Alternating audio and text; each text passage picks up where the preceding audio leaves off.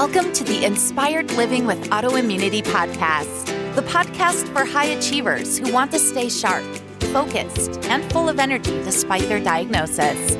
With your host, National Board Certified Functional Medicine Health Coach, Julie Michelson, where Julie helps you take your power back from autoimmunity.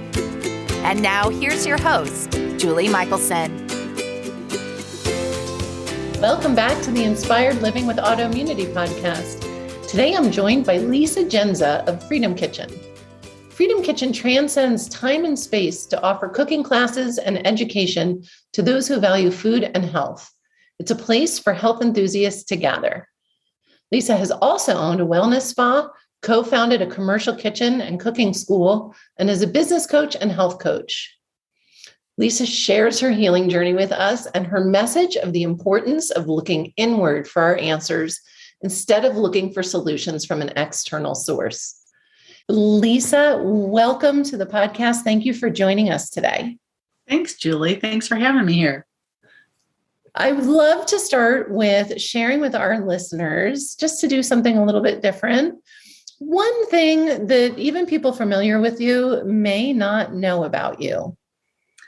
Well, I've been to every state in the United States except for Alaska. And I've been to every Canadian province. When I was growing up, my parents wanted to see the country, and we did road trips. So I have been on road trips and camped in every state except for Alaska. It's the only one I haven't been to. And then we did all of Canada. We did the Canadian Rockies and all of the Canadian provinces. So I have seen a lot more of this country than probably most people. Absolutely. That's amazing. So I have to ask, when are you going to Alaska? That's a good question. Is it on the list somewhere? It's not currently on the list. Well, that's fair right now. That's fair. Well, I love that. And I know, most of us in this world got to doing what we're doing through our own experience. So I'd love for you to share that part of your journey with us. And, how did you get to where you are, and how does that journey influence what you teach? Yeah, I think most health coaches. So, in my age group, there was no such thing. Age group? Yes. Our age group. Yes. I hate to pull you into that age group, oh, no. But hey, I'm happy to be here. So, so there was no such thing as a health coach, when I was growing up. And so I have my beliefs on why that has even emerged as an opportunity or a business, which clearly was the failure of another system. And I think that I got here due to the failure of my diagnoses. And I like to mention, so, the short version is by 36, I had type 2 diabetes and fibromyalgia, and I was over 200 pounds, and I had brain fog. I couldn't concentrate anymore. But if we back the story up, by age 5, when I have any recollection, I had chronic bloating to the point that my parents would talk about me looking pregnant. I could roll my belly because I would get very bloated, and then the bloating would go down. And then, I knew as a teenager, when I took carbohydrates away, I felt better. I already knew that as a teenager. Wow. At 18, my triglycerides were over 300, and I had 3 doctors walk in the room. We had a new HMO. My parents were so happy because it was all like team doctors now. So I went, and not just the one doctor, 3 of them come in the room, and they're like, your triglycerides are over 300, and we just really don't know why. We think it has to do with fried foods and fast foods. So avoid those. Well, it was carbohydrates. It was sugar. And so that was misdiagnosed from a young age. At 24, I was in braces for carpal tunnel.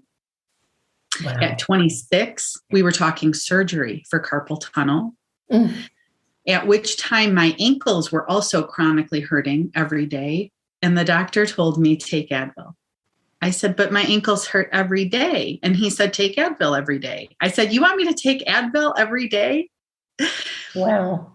So let's just string all of these together. From age 5, I had digestive issues. Is the gut related to the rest of the body, Lisa?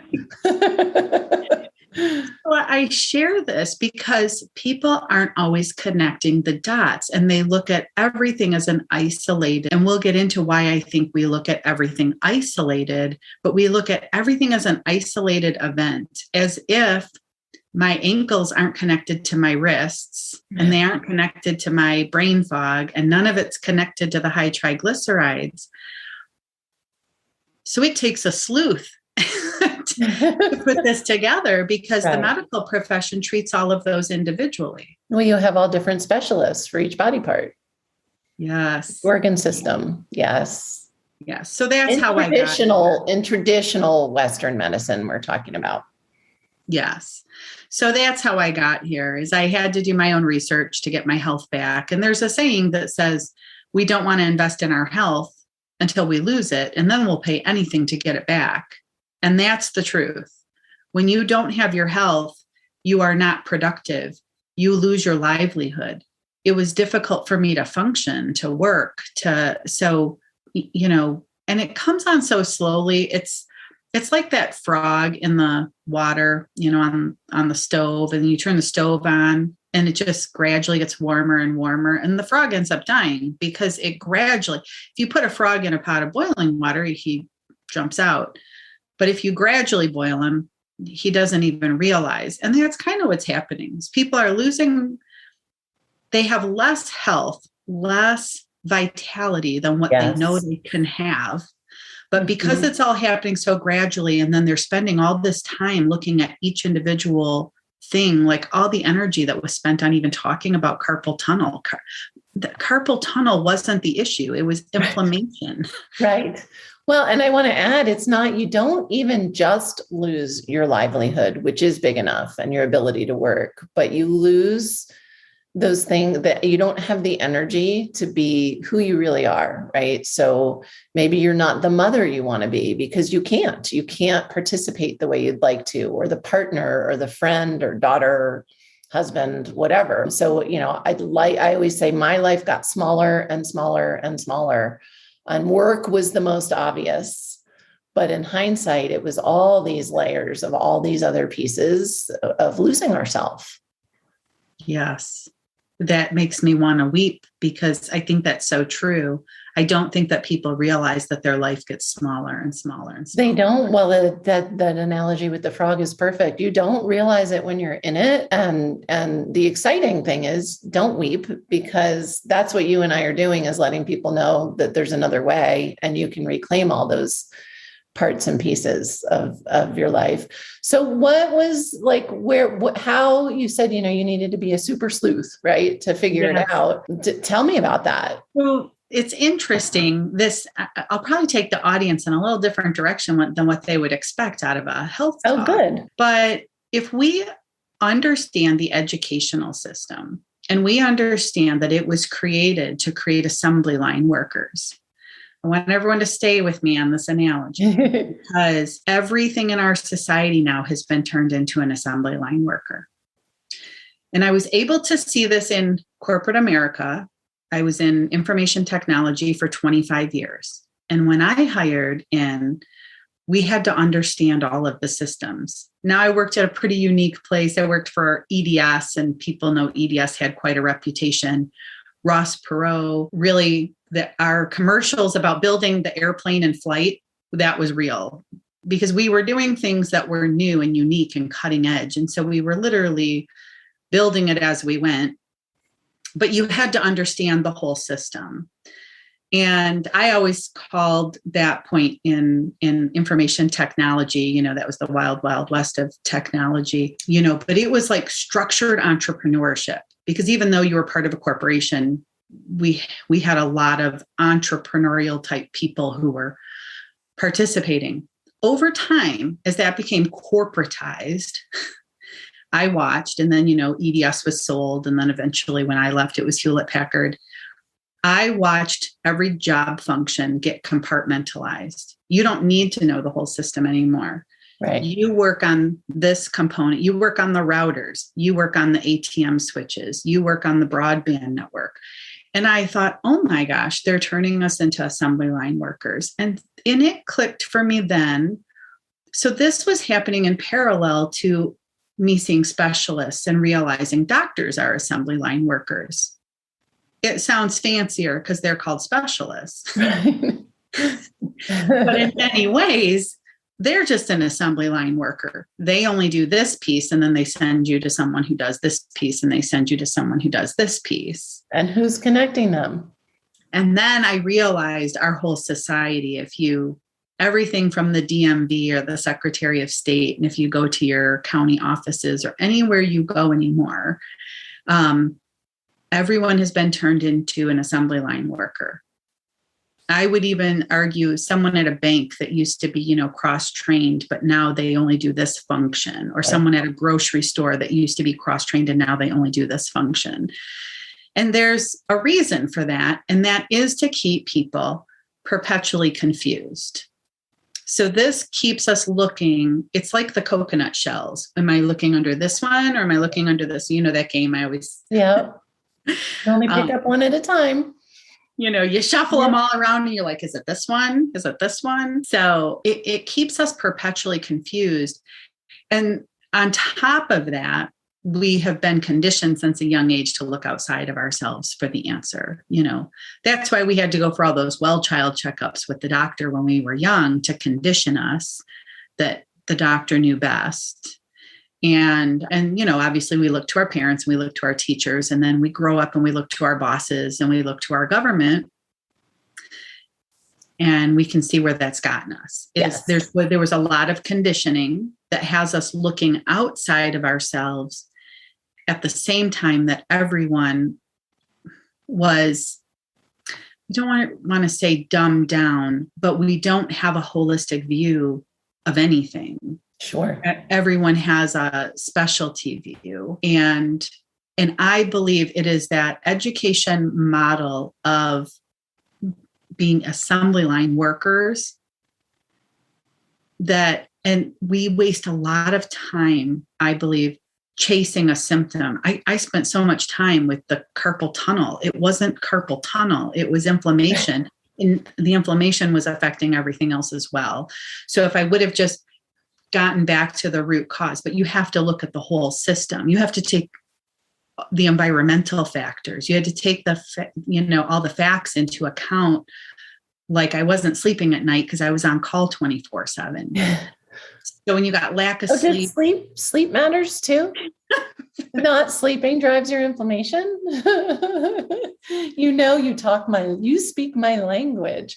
So Yeah. what was that turning point for you? You had these experiences and you saw what was happening outside of your health. And I'm assuming then connected those dots to what was going on with your body, that, okay, maybe my ankles and my wrists are connected somehow, but what was there a tipping point? Was there, what was that first kind of shift where you realized we're looking at this all wrong?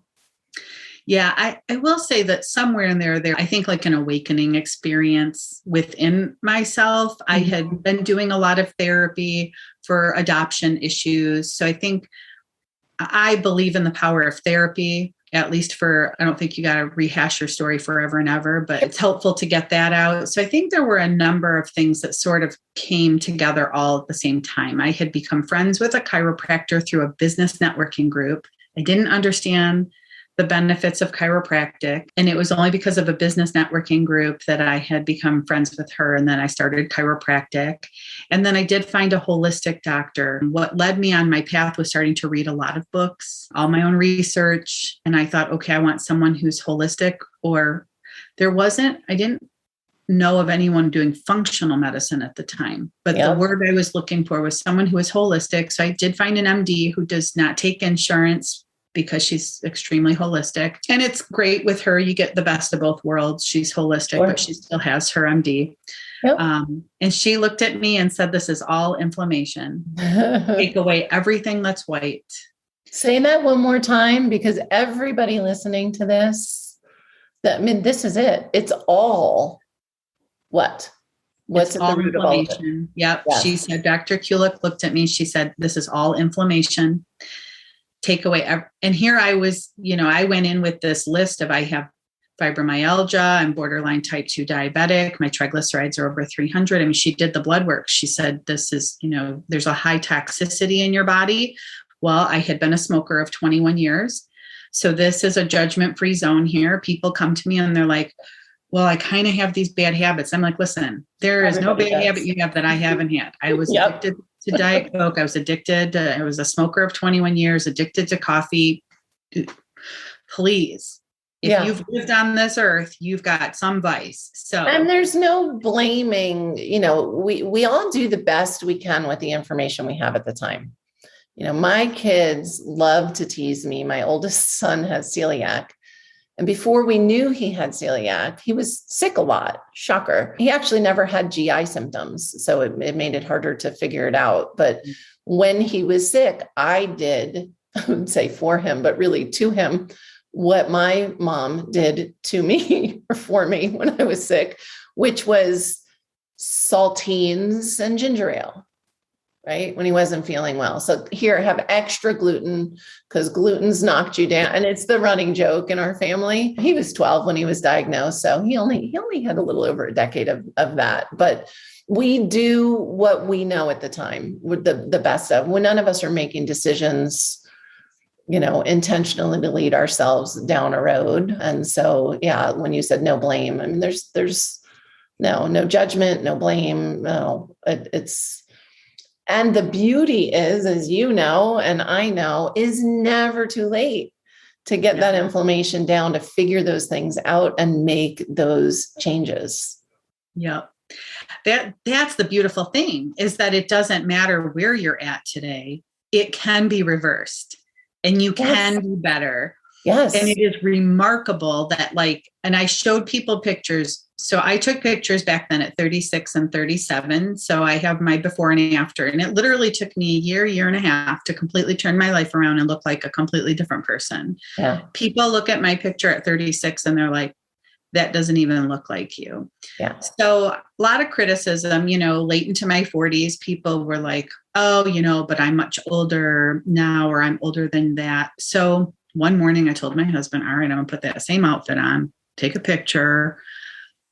There's no filters, no nothing. And I'm like, this is 10 years later. I don't know, I could be delusional, but I think I look better. You look amazing. You do look better. I've seen the pictures. You do. Yeah, I'm like, maybe I'm biased. I don't know, but I think I look better. And so I'm showing you it's possible. Yes. That you can turn things around and you can not only feel better, but you can look better.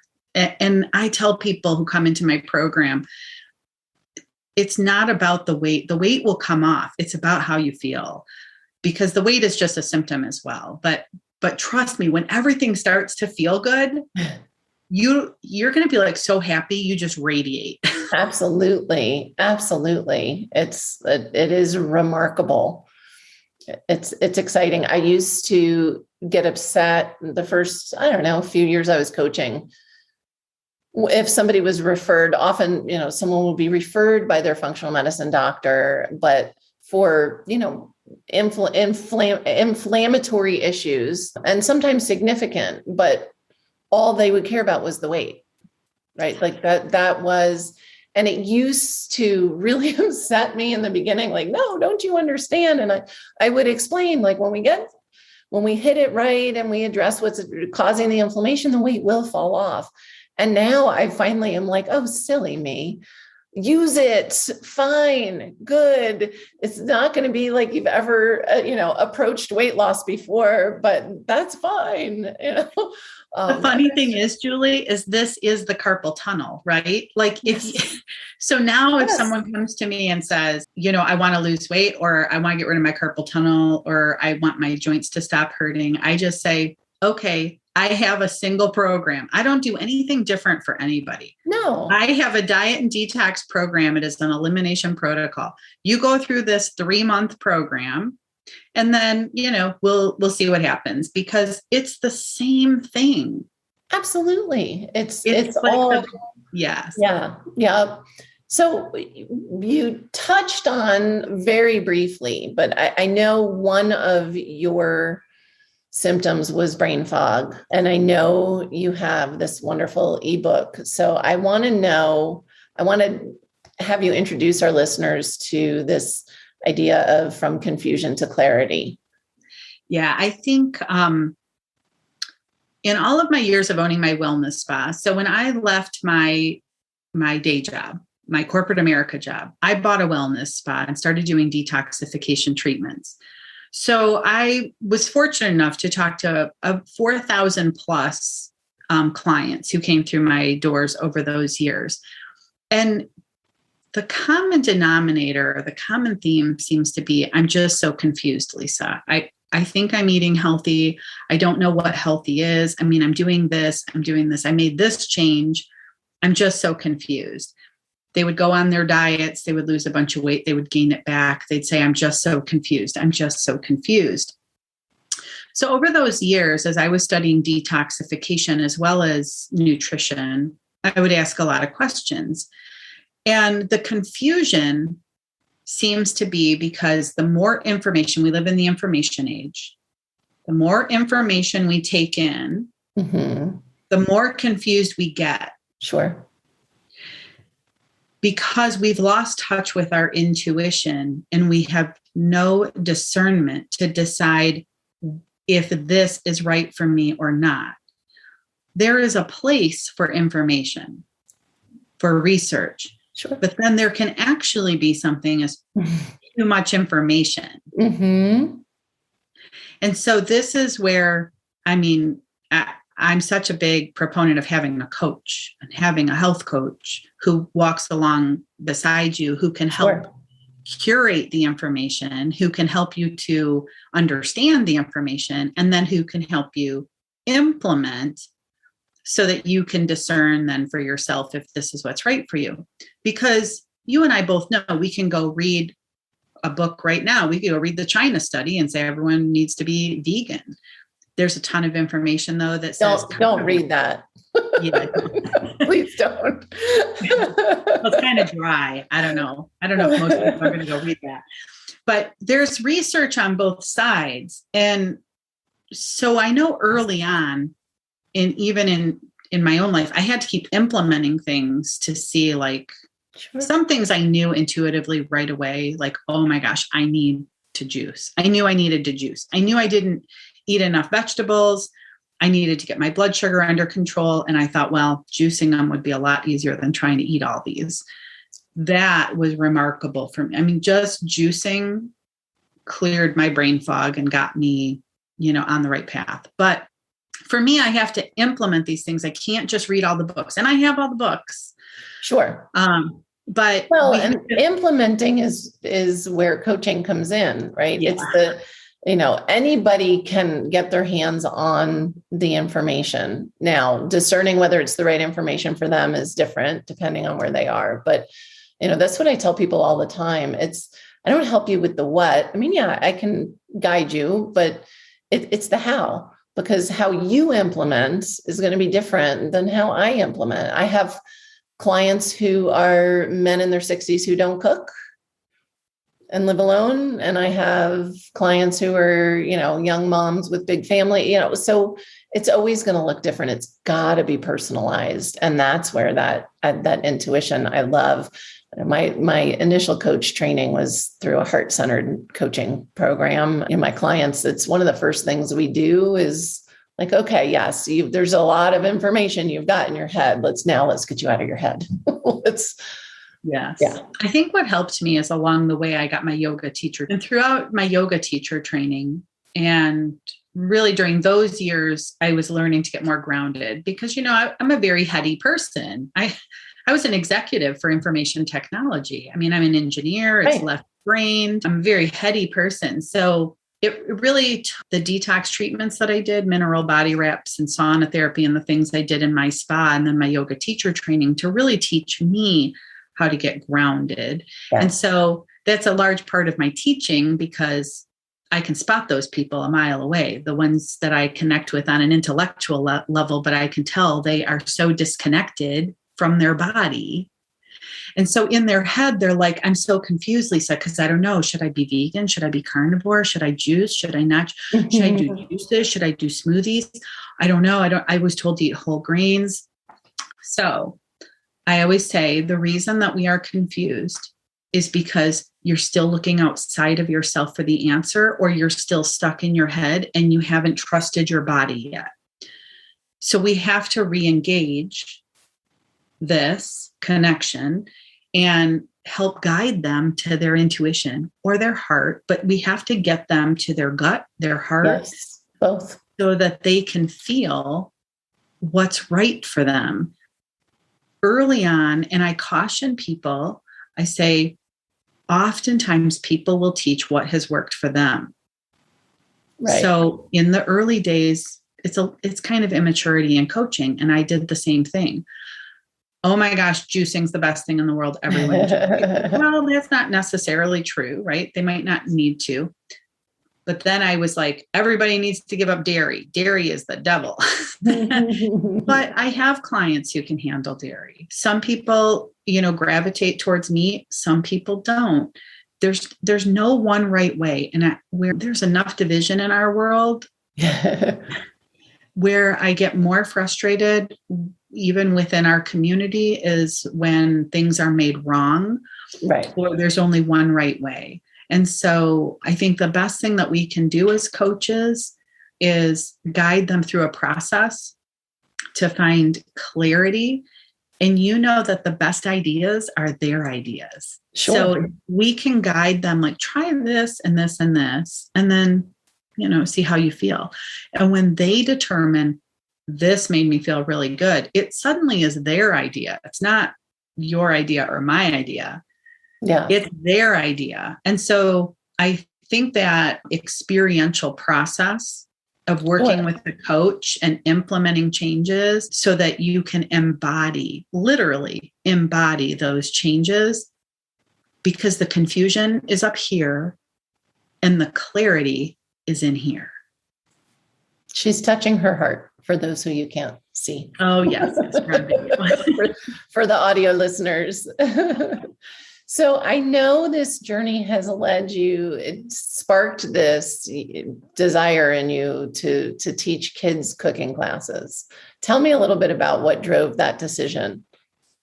Yeah, so I had actually said no when they first talked to me about it, and I hired a retired teacher and I love her as a person, but I watched her classes initially and I wasn't very happy with the food choices or the lessons. And I thought, these need to be healthier. Like, these kids can learn better. They don't need to learn how to make chicken nuggets. Right.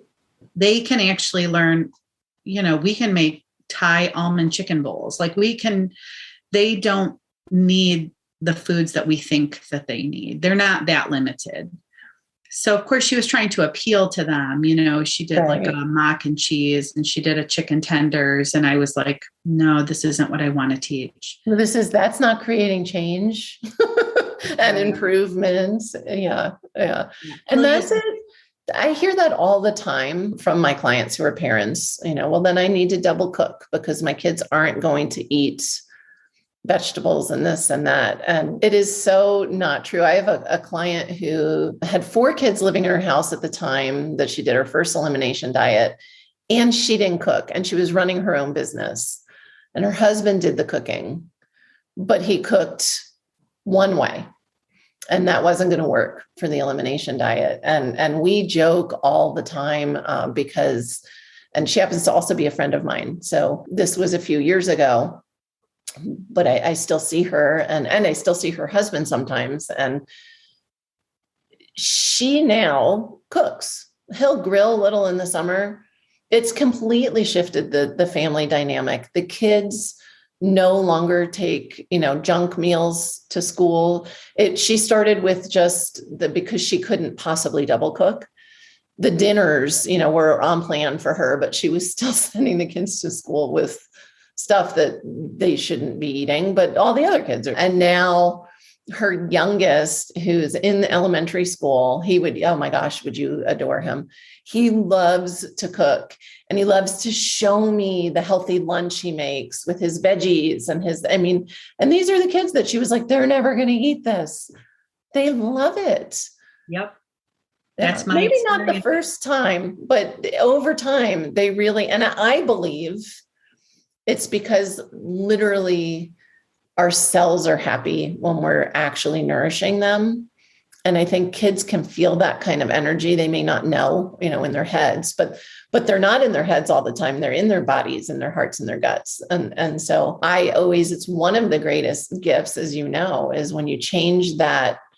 I may be working with a mom, but look at the gift for those children that all of a sudden they're eating real food. So we think of cooking as a chore. And so I encourage your audience to hear this differently. Kids look at cooking as art. Yes. Adults look at it as a chore. If we can provide cooking classes, healthy ones, because most of them aren't out there. I've checked many out and they're teaching the same old terrible stuff. And box mixes and everything. My daughter had to drop her cooking class in high school because in order to even pass like the quizzes and tests, she was like, I'd have to lie, because they're wrong. They're still teaching, that old model that got you sick and got me sick is still what's being taught in school. And I think she lasted a week and she said, you know what, I'm not going to make it through the semester because A, I can't eat and won't eat anything we cook in class. And B, either I need to teach the class or I can't be in there. So, right. Yeah. Yeah. So I do caution that you can't just go to any cooking class because if they're using, box mixes, unless it's being taught by a health coach, you're probably going to get a lot of the same old stuff, which is why during quarantine, in all of my glory and weight gain, and it was it was a rough year, but I was like, I have to record my classes. I was doing that because I had 128 students that were counting on me. And I didn't know if we were going to still be in quarantine or if we were going to be able to be back in the kitchen. So I recorded my whole first semester on my iPhone. They are, terrible audio quality and everything, but we made it through the year with that. Of my 128 students this past year, 40% of them ended up remaining remote and doing all of their schooling from home. So they were able to do the video, follow the recipe, and send me a picture. We were able to do, so it was a great pilot for doing these classes at home. And what was so cute, Julie, is all these moms, I got emails and text messages, and some of them would come in to see me because I would tell them when I was available at the kitchen and I always invited them in, even if they were virtual students. They'd say, we watch your videos too. I had these two moms come in together with their daughters one day and they go, we watch your videos too. And they were like embarrassed. And I'm like, don't be embarrassed because right.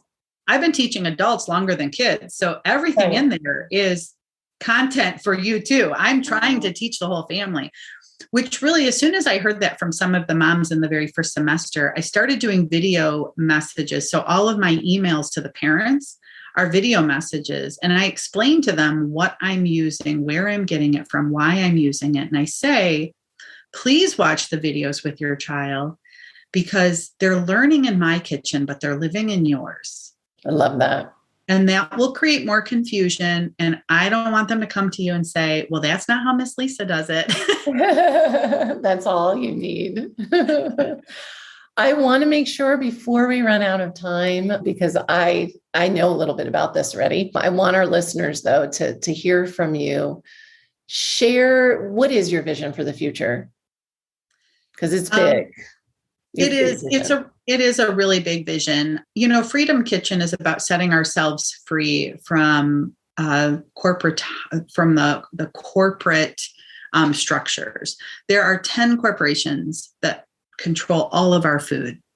And I won't get into all of the details today, but suffice to say that 2/3 of our world's food supply is controlled by the pharmaceutical companies. And I don't think people understand that. Say that again. Yeah, 2/3 of the world's food supply is controlled by the same corporations who control the pharmaceutical companies. So the same corporations that are treating the diseases that are being caused by the lack of nutrients and nutrition in our food. Yes. Are controlling the food. And we get confused. There's a lot of confusion to clarity. You're going to hear me talk about this a lot because all we want to do as health coaches is help you cut through the confusion so you can gain clarity. So many of the listeners may have heard when Teflon was deemed a carcinogen. Mm. And everyone says, oh, I throw my Teflon out now if it's scratched. Well, why do you wait till it's scratched? That's what they told us to do on the news is if it gets scratched, when it gets scratched, throw it out. Why would you buy that though, if you already know? Yeah. No, I know. So did Teflon go away because they said they were going to stop making it? They changed the name. They moved. There's a whole documentary on this. They moved from either Virginia or West Virginia down to North Carolina. They created a new company. They turned it silver. It still exists today. It's still polluting our water, our wildlife, our earth, and it's polluting us. And so we have to stay vigilant. If we fight for freedom, this is why we have the Marines and the Army and the Navy, the Air Force, because we have to fight for our freedom. Well, I'm not saying let's fight for our freedom in our kitchen, but I am saying stand for the freedom in your kitchen. Yes. And I believe that health coaches have so much more to offer than people realize. So there is a bigger vision to this, yes. And that is to help more consumers become more empowered so that we can stop the insanity, because to feed our kids chemicals and dyes and trans fat it's a crime against humanity that we've all been perpetrating. And it's time for all of us to become awakened and empowered and create a new movement, a movement of real food. I love that, which will bring a movement of health in its wake. And so as you know, as a health coach, as people learn how to implement, how to eat real food, that is, not only does that give them their health back, but whether they realize it or not, they are becoming people that are taking a stand to change that broken food system, just like the broken medical system. So I love it. So I know you're gifting our audience your ebook, From Confusion to Clarity, and the links will be in the show notes. And any one small step. So I know you've got lots of steps. You and I both, lots of ideas, lots of steps. But I'd love for you to give our audience, and it can be, from any range of things, but if they could take one small, doable step today to start to improve their health, what would you have them do? Well, my mind goes to if there's a child in your life, the one small step would be to include them in the kitchen, to start empowering them so that they can be personally responsible for themselves. I love that. And nobody else is going to say that. You guys can listen to tons of episodes. So Lisa, you are a gem. I so value what you are doing in the world and the way that you do have this big vision and are working in so many different areas to support really not even just our country, our world with its food supply and the way we can take responsibility for our own health. So I'm so grateful you joined us today.